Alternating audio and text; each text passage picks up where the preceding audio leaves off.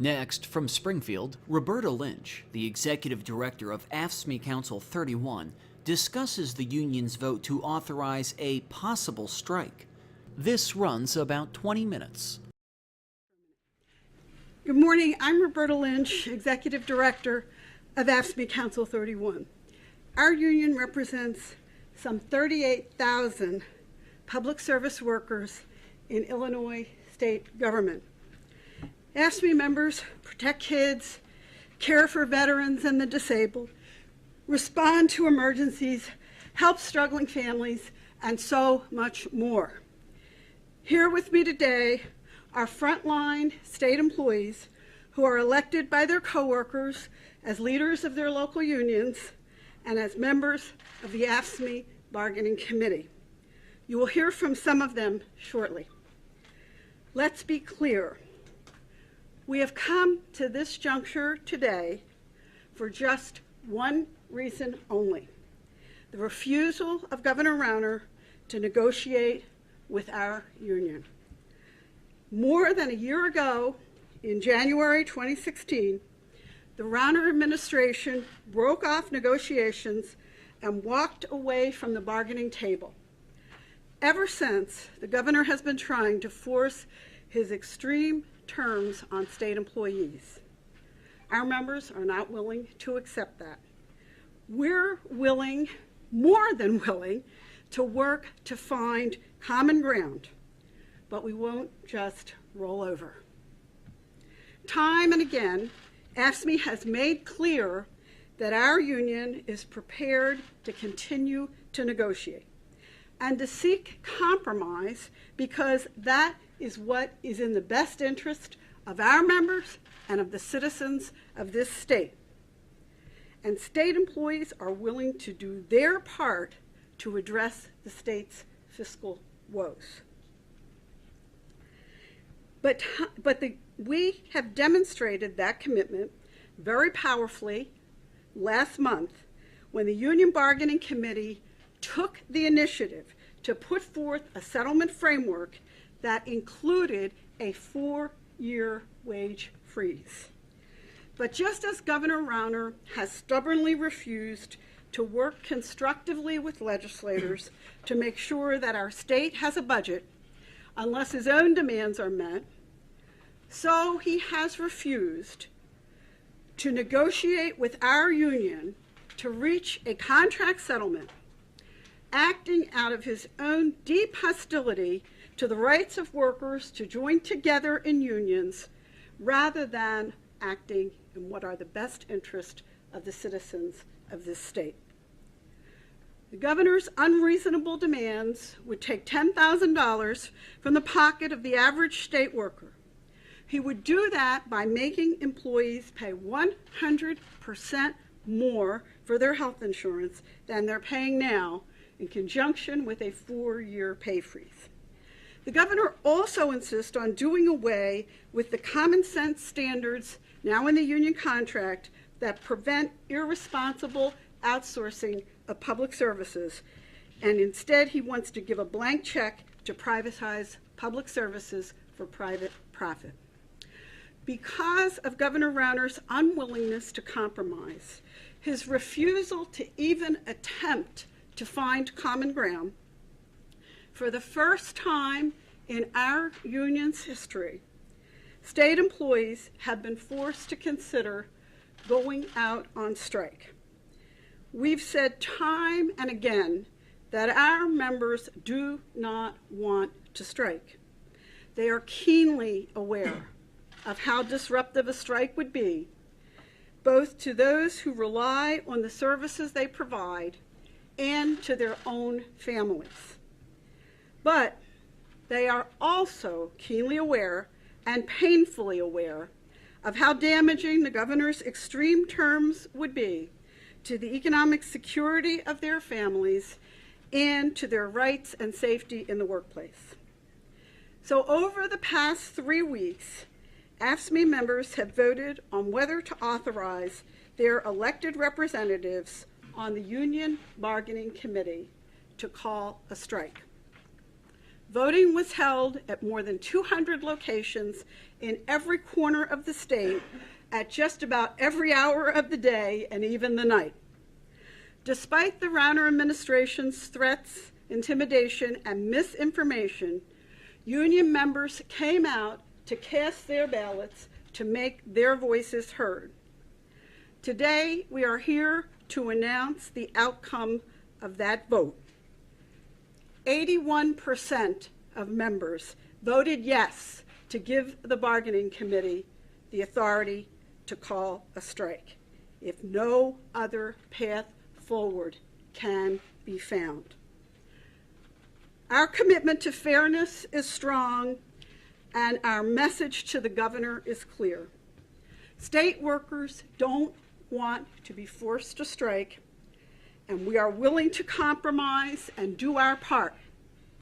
But if Governor Rauner continues to refuse his legal obligation to bargain in good faith, if the governor tries to impose his unreasonable demands, he risks a strike that would shut down state government, and he alone bears the responsibility for the harm that strike would cause. We now open it up for questions. Yes. But if there were a strike, how many members and what services, how many members would still be required to report to work, and what services would still be? As Steve just indicated, the only members who cannot strike are what are deemed security employees, and those are employees in the Department of Corrections and the Department of Juvenile Justice who are in security positions. We define them by bargaining units, which is essentially, and there's a few stray titles, but it's basically correctional officers, correctional sergeants, and correctional lieutenants. So they are the security employees in the prisons, and in the youth centers they have different titles, youth specialist and so on, but they are the actual security staff. As Steve indicated, if you're a counselor in the prison, if you're a clerk in the prison, you are able to strike, and in any other agencies except the Department of Corrections and the Department of Juvenile Justice, all employees have the legal right to strike. That's about a third of the membership, though, isn't it? That would not go out. It's about around a little less than a third, yeah. Yeah, go ahead. How much does 81% represent in terms of actual number of members who voted? We don't want to get into the oh, I'm sorry, say that again? You said that 81% of those who voted voted to strike. How many members does that represent of your total? We don't want to get into that today. We're not going to go into specific numbers. I also heard a member of the legislature on the radio here this morning say that he thought people might have felt intimidated when they voted. There were people with yes signs. They were all around, so that it wasn't done like a regular election. Well, I don't believe, anybody felt intimidated. I think these folks who are here can tell you the mood was, if anything, upbeat, positive. It was not an intimidating mood. It was, hey, welcome, come in, vote. We want to see you vote. That was the spirit in which the vote was conducted. I can say we had a hotline that people could call with questions, problems. We did not get one single member complaint through this whole process. What was electioneering allowed, like signs or buttons? Like in a regular election, you can't do that. You can't even, hand out a palm. Right. No, we did not conduct it like a political election. It was not a political election, and signs were allowed. People talked to people, etc. Pardon? Signs were allowed. Yes, signs were allowed. Talking to people was allowed, but we did outside the polling place, and people did. But again, the mood was encouraging. Welcome. We're so glad you're here. Come in and vote. There was no effort to intimidate people or scare people. Wait. Let's raise hands, and let me get some people that haven't had a chance yet. We're going to start here. We're not going to go into the numbers of vote. How can people take this vote legitimately? How can they, how can it stand? Well, I think 81%, and we had over, just right around, we're still working on some of the 80% of members turn out. So I think anybody could take that very legitimate. Yes. That was my question. I just want to know what the turnout was. Yeah, close to 80%. Yeah. Eligible or 80%? Eligible, sure. Only 1% of 80%. Right. Can you talk about the next steps forward for the bargaining unit? You've made it clear that you hope to continue to negotiate. What does that look like? Well, we're going to have a meeting of the bargaining committee in a week or two. That's the very next step that we'll be taking. And obviously, we're going to continue. There are legal issues, and we're, many of you know, involved in court cases. And we're going to be obviously pursuing every legal remedy that we can. And we're going to continue. I have to say, I know it may sound utopian or quixotic on my part, but we're going to continue to think that at some point this governor will realize that confrontation is not the way to move our state forward. And we're going to keep working every way we can. I see Doug looking very cynical. Every way we can to convince him to return to the bargaining table and make a good faith effort to resolve the situation. So I can't tell you exactly what form that will take. I can only tell you that we're not prepared at this point to say that we've exhausted every possible recourse. Okay, yeah, back there. Yes, Roberta, would you rephrase that point again where you said about the 10,000 over a 4-year period? I'm sorry. The 10,000 payment they got to make? Oh, I'm sorry, yes, on health insurance. So what we said is that the governor is demanding that employees pay 100% more for their health insurance than they're currently paying, 100% more. And if they do that over the course of those 4 years, if they were to do that with no pay increase, that would effectively amount to a $10,000 loss of income. Thank you. Okay, yes. Let me hear. I'm trying to get people that I haven't called on. Yeah. Yeah. How does it play into this? That this is a governor who campaigned on, citing favorably what Ronald Reagan did with the air traffic controllers. How does that affect your decision about whether to? Well. Not the rank and file membership. Right. I mean, I think that obviously, as we've indicated, we don't want to strike. He has tried very hard, as some of you know, to threaten and intimidate people, threatening to fire employees, threatening to replace employees.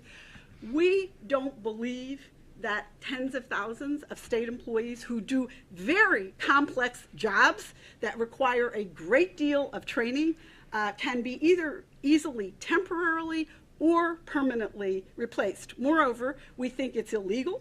We don't believe it would be legal to do that, and we believe we have a very strong case in that regard. So we don't think that that's what's going to happen. Obviously, it's something that we know. Any of you know as well as I know that it's very difficult to predict what Governor Rauner will do other than sticking to his own point of view. But beyond that, we don't have any way of knowing what he'll do. But we do feel very confident that with the complexity and the multiplicity of jobs that state employees do, any threat to fire, replace temporarily or permanently is just an attempt to intimidate employees and not something that could realistically or legally be done.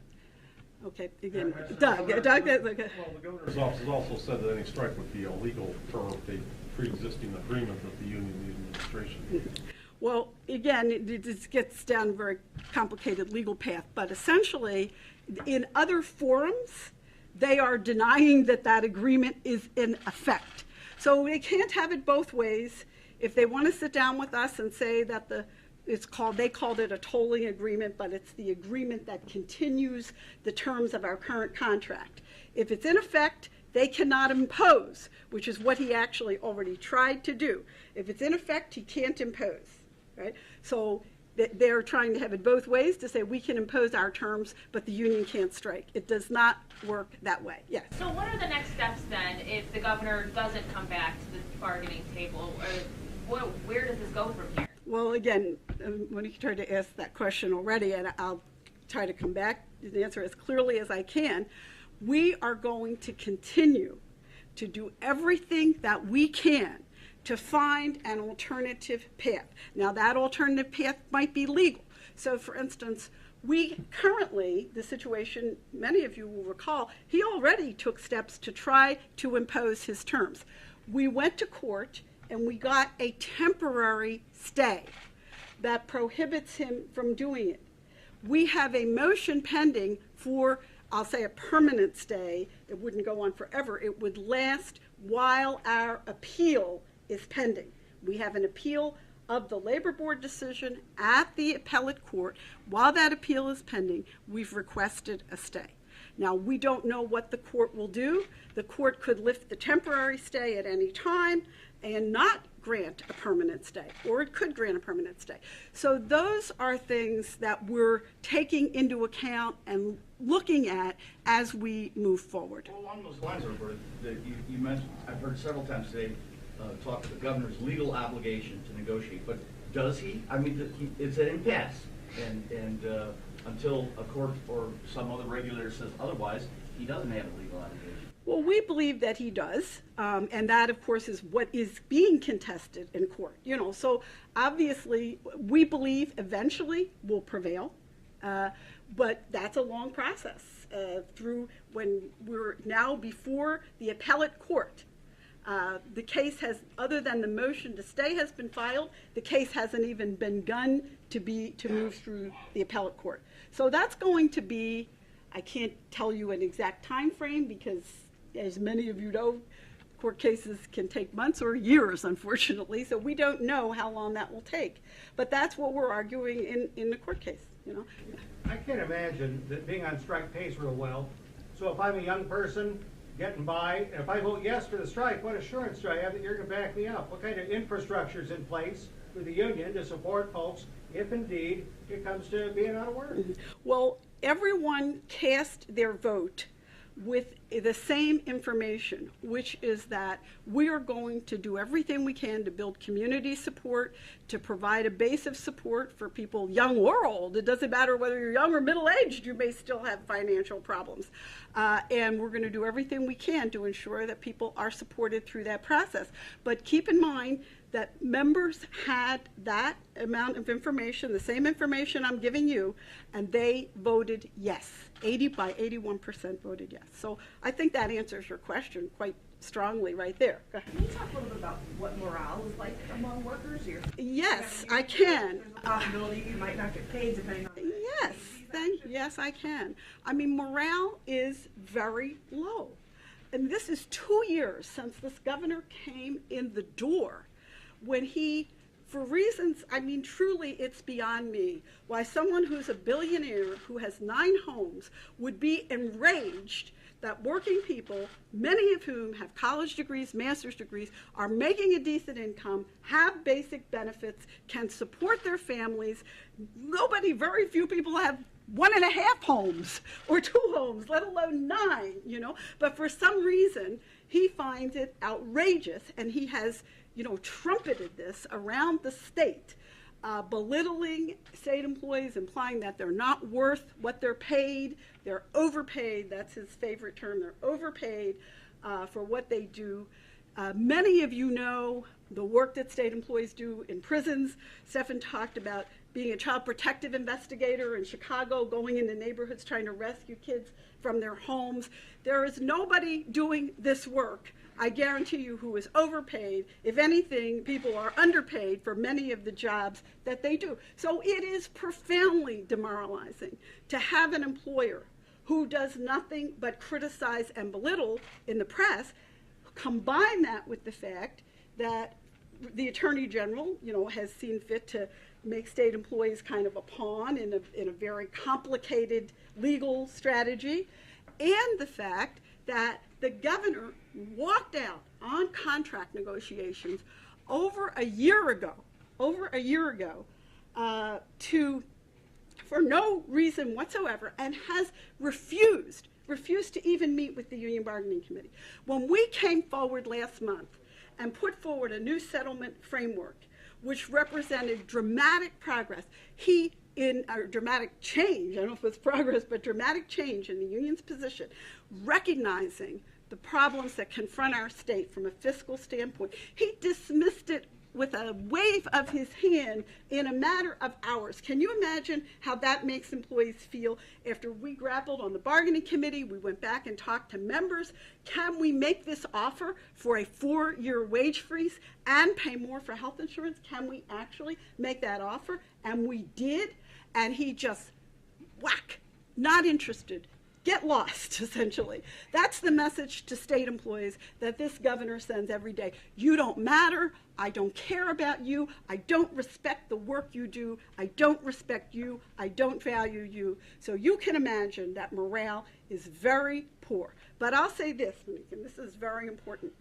I think everybody here would tell you, and I can tell you, that when people came out to vote, and this is why that story is so bizarre, Bernie, because we saw it everywhere. And the spirit was tremendous.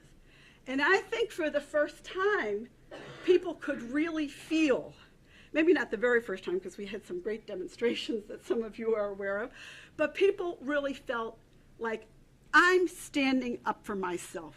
I'm not going to let this governor knock me down, belittle me. I demand respect. I deserve respect.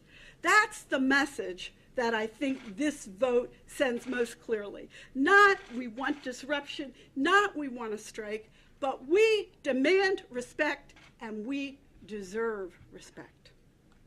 And Andrews, is that, we're going to wrap it up? Yes, thank you very much, all of you.